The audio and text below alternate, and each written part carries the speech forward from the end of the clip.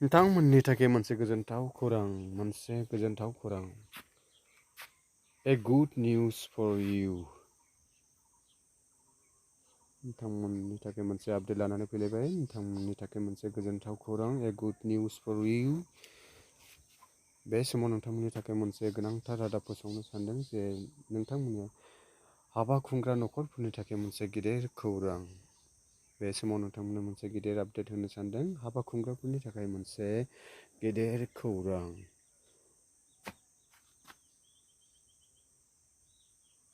पाटाबारि हालामावबो मोनसे केटारिं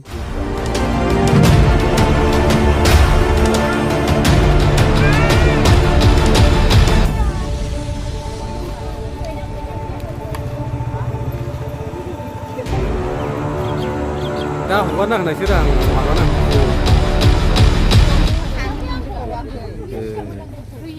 साबसेथाय 1 2 3 4 5 6 7 8 जायखिया नमुना माबायदिल' जाहैबाय